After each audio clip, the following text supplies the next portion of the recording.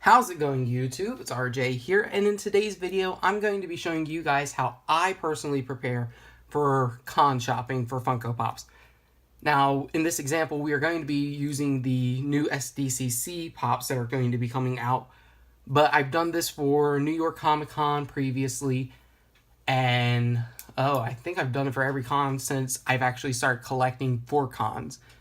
Now, this is how I personally do it, so if you do this a different way and you think it works better for you, that's perfectly fine. This is just how it personally works best for me.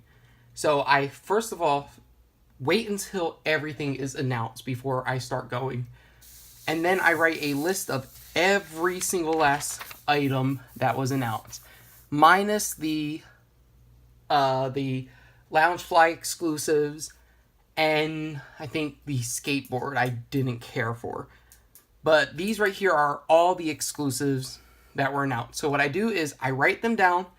I say the name of the item, what the item is, if it's a Pop 3-pack, a rock candy 2-pack, a vinyl, so forth and so forth.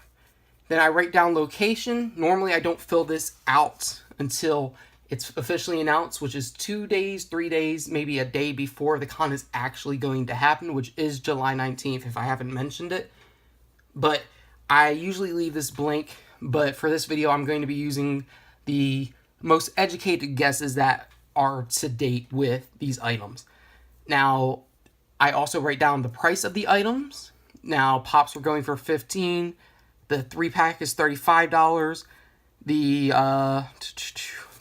Pop Rides are $40. The 2-packs are $30. Vinyls are $20. The one exception to this is actually the Whis that's going to be limited with Funimation, and they're going to actually mark that at $20. So that's kind of how this works.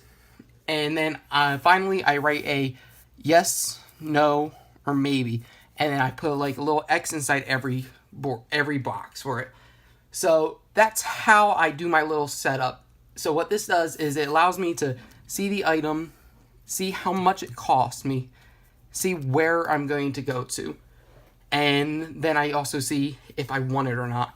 Now, certain ones are must-haves for me, so things like Red Hood, the Running Flash, the Flash Chrome one, the Gus from Saga, the Hellboy, Soldier 76. Then we have the I really want these two, but they aren't necessarily must-haves for me. They're in my yes collection, but these aren't collections I already have started and want finished. Iron Man Mark 1, Kraglin, Thor, Hero Valkyrie. Then I also have the next set right here. So there are, from what I actually have counted, there are a total of 82 different items. Some are technically con exclusives. Some are in a little weird spot where it's a con exclusive, but it really isn't. It's just them releasing it around the same time.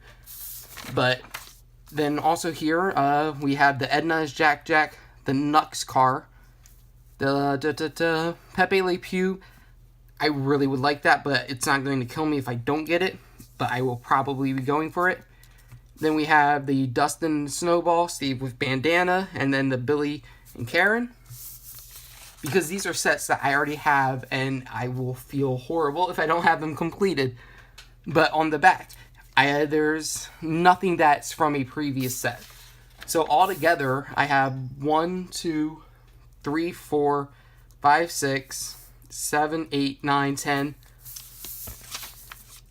11, 12, 13, 14, 15 items that are must-haves. And that's normally about accurate for me. There are 15 that go to collections I want, and then there's Pops that I do want. If I can get it, that's fine. If I don't get it, it probably won't kill me. Now, there's things like, for example, Dead Yamcha, where I think that's going to be a funny Pop. I absolutely love the idea of it. I like Dragon Ball, but I'm not the biggest fan of it. Like, I don't want to start collecting them, but I actually have one from New York Comic Con, and it's going to be fun. I think Dead Yamcha is something that I could see myself picking up. I wish Hot Cash worked, honestly, because it would make this so much easier. I could actually buy a lot of things. But yeah, I look at this, and then I see this. So everything that is under the yes category, I already totaled it up, and it's like $504, not including shipping, not including tax. So cons cost a lot. So you definitely have to save up in advance, and that's going to be my pro tip for you guys. If there are some pops that you want, save up in advance, because it's going to cost you a pretty penny to get everything. But here's the thing. You can't get everything. It's physically impossible. I mean, you could spend a whole crap load of money, but not everyone's built for that. I know Funko, honestly, they aim towards collectors, but it's also, honestly, just like toys. It's fine if you don't get everything, but people who have bizarre amounts of money, they will spend bizarre amounts of money to get everything. Now, that right there is just the list, so I'll go in detail of what I actually do.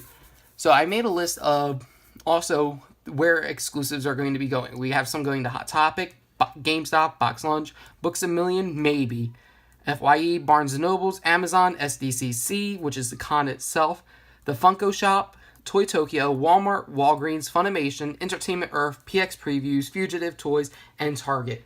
So this is a pretty relatively weird list. I also write down this is just for you guys, that certain places are online and physical, some places are just physical.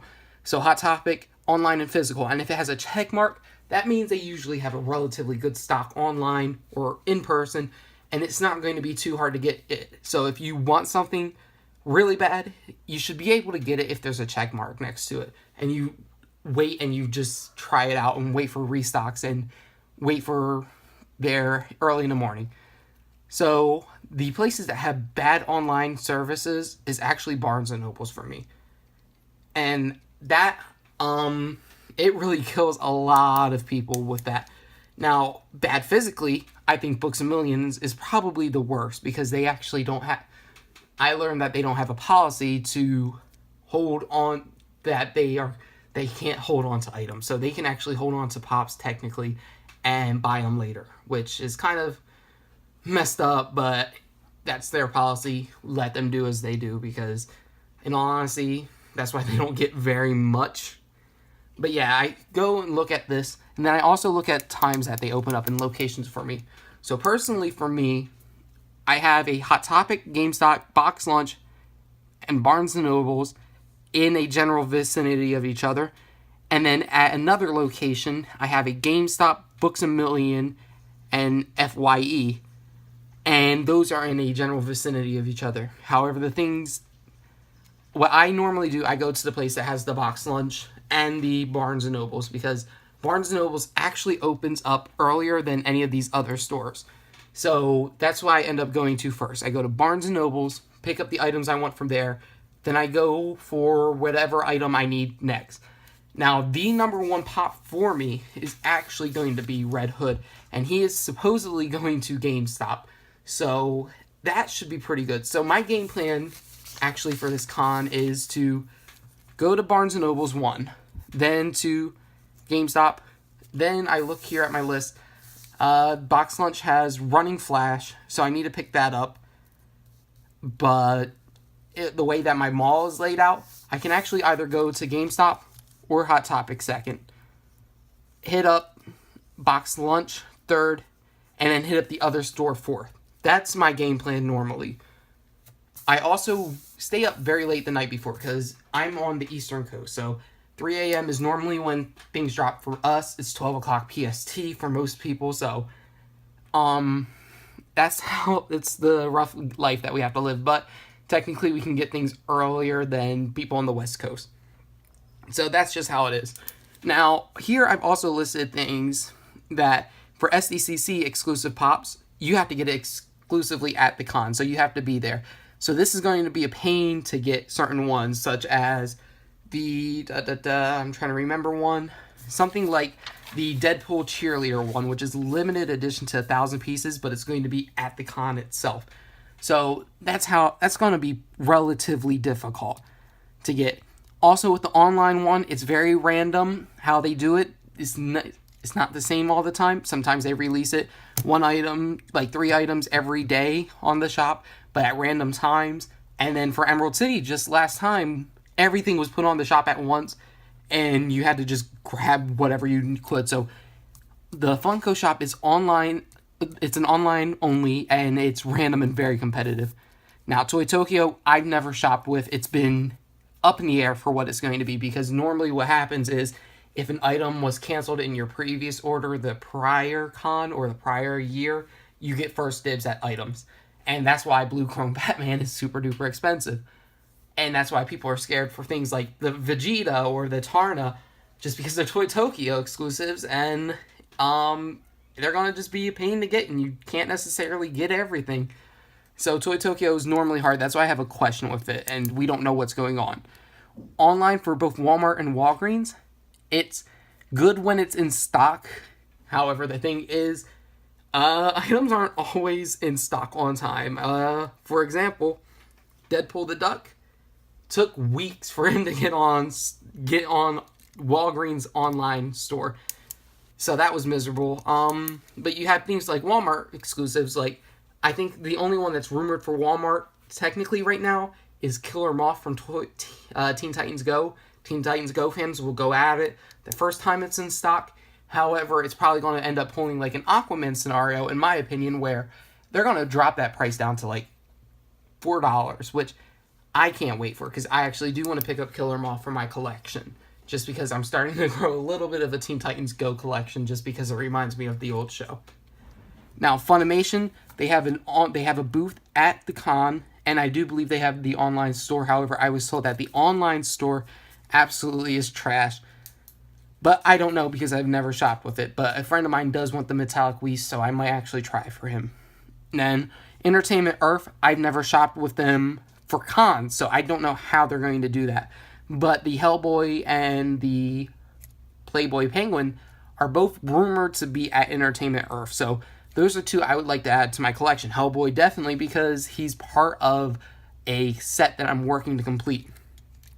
Also, PX Previews, they had plenty of places to pre-order from. Now, it was the Transporting Lockjaw and then the Glow-in-the-Dark Black Bolt. It was a limited edition. I don't remember how much the number was, so that's why I didn't write it down.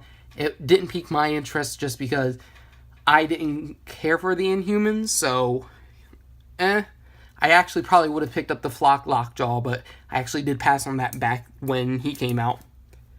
Also, Fugitive Toys, they have an online website where there were pre-orders, and I know they were all sold out, so it's going to be difficult, but they're pretty expensive is the thing. It's more expensive to get from them than most places, so that's why I've stayed away from them. But they usually do Lantern versions of regular DC characters, and this time it's actually Kyle Rayner, which I would like, but I can pass on because I've also passed on the Yellow Batman. But they also, I believe, have a physical store. And Target online, absolute trash. Oh my gosh. Now, prior experience, Yondu was very difficult. He didn't go online when he was supposed to. Took, I think, almost a week for him to actually go online. Stocks were very limited. Online sites sucked. So, hopefully Target doesn't get too much. I don't remember if they actually even had anything on this rumored list. But that's normally how it goes. So I'm going to go from Barnes & Nobles to GameStop or Hot Topic. Then I'm going to Box Lunch. Then I'm going to the other one that I didn't go to. Then I drive all the way back down to my hometown, and I can go hit up FYE if they have anything there. And Books A Million normally carries Games of Thrones stuff, which I don't necessarily care for. But some of the Games of Thrones items you can actually pick up on their online website from HBO. I think it is the company that owns it. I might be wrong. I'm not a Games of Thrones fan. So, and then I'm just going to wait for other ones to put their online stock. Now, for certain ones, you can actually order them online and not have to worry about going to the physical store, which could help me out for a scenario where Barnes & Nobles, then I have to choose between GameStop or Hot Topic. I don't like choosing. I could actually go on to GameStop's website, order them when it's online. It takes a little bit, but their shipping is generally good. So, but it's just very expensive is the thing. So, ultimately, my game plan is to go to Barnes & Nobles, pick up, I think it was written down, Barnes & Nobles, I have B&N, Kraglin, then I can't find anything else. Barnes & Nobles, there's Pain and Panic, which I don't necessarily care for. Then you have Nearly Headless Nick, which I don't necessarily care for. Pepe Le Pew, I would like to pick up. Then you have the Dragons 4-pack. Then you have Steve with Bandana and Billy and Karen. I have to pick those up. So I go in there, pick up Kraglin, Billy with Karen, Steve with Bandana, and Pepe Le Pew. 4 items, $15 an item. If we're not including tax at all, that is $60 right there. Actually, that's a lie, because Billy with Karen is a 2-pack and the Steve with Bandana is a Dorb, so the price is actually going to be around 60-ish. Not necessarily. It's going to be relatively expensive. Then I'm going to hit up GameStop because, like I said, the one I want the most is Red Hood. I've been waiting for a pop like this. If you guys haven't seen on my Instagram, I actually did a design right after I finished a quiz, and my design looks extremely similar to the Funko design of it. So maybe if I draw out a Zatanna pop, they will copy my idea and release that, which I'm all for. But go to GameStop, pick up Red Hood. Then I have to pick up Grillmaster 76. Then Iron Man Mark 1. Don't care for the Captain America and Red Hood. Then running down here. Don't care for anything I see here except for Dustin and the Snowball, which that's one that I definitely want. And then I have here listed, which I forgot to mention, you have Conan Pops right here, which they are SDCC exclusives. Then you have the 8-Bit Batman from Entertainment Earth, which technically hasn't been announced as an SDCC exclusive, but it's been released by Entertainment Earth as one, and that's what I was talking about. You have things like that, things like the Black Bolt and Lockjaw, that technically aren't, but they are. So it's really, really strange. Then I go to Box Lunch, pick up the Running Flash. Don't care for anything I see here. Running Flash, but he's part of the collection. Neon Tamatoa, that's a maybe. I might pick him up. The Royal Tenenbaums, don't care about. And this is just me running through my own list just because I don't necessarily know how I'm going to do it, because there's a lot of maybes that I could pick up just depending on how good they look in store. But then I hit up Hot Topic. Maybe Dead Yamcha, maybe Super Saiyan Broly, but he might be sold out by that time if I go that route. Then Hot Topic, they have Gus, which I do need. The Flock Gus in Pajamas, I do want that for my collection because I'm slowly getting the Saga collection finished because I want to support the actual designers for those pops, because during Funko's video about it, I absolutely loved their passion for the designs and the characters. So I'm sorry about how this video is going. I know it's me just rambling on about what I'm going to do, but it's how I do this. The Scott Pilgrim, that's a definite for me. I'm picking that up. The Scott Pilgrim and Ramona vinyl. So I got to go to Hot Topic for that. Then I got to go there for Valkyrie, which I don't think will necessarily be sold out, but it could potentially be harder to get. Then they have the 8-Bit Ralph and Fix-It Felix Jr.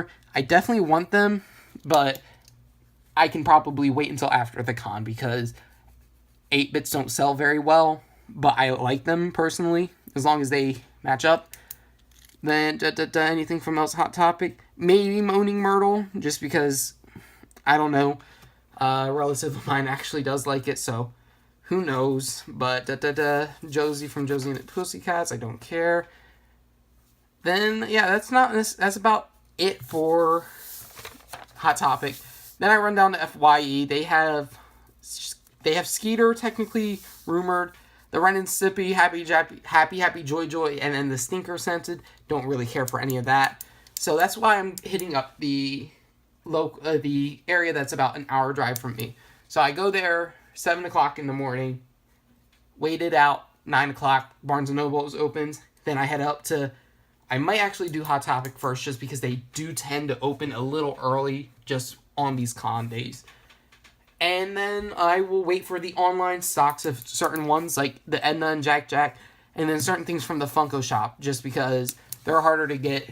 Could technically be trade bait, but I'm bad at trade baiting because I have items I think people would like to have, but nobody has given me offers on.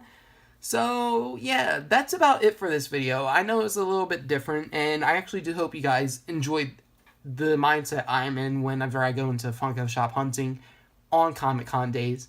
If you guys did enjoy this video, please hit that thumbs up button down below. Yeah, this was fun to make. I enjoyed this. If you guys do want to support more people, check out a few other channels, like Franklin FM McInnes. I'll link these people down in the description. Franklin, Cletus Selden. These are, like, just cool people. I don't even know why I'm doing this at the end. I'm so tired. It is, like, 3 o'clock in the morning. Check out some other Funko Pop YouTubers, because, honestly, I think a lot of people deserve the love from you guys. But I'll see you guys next time. So until then, you two, goodbye.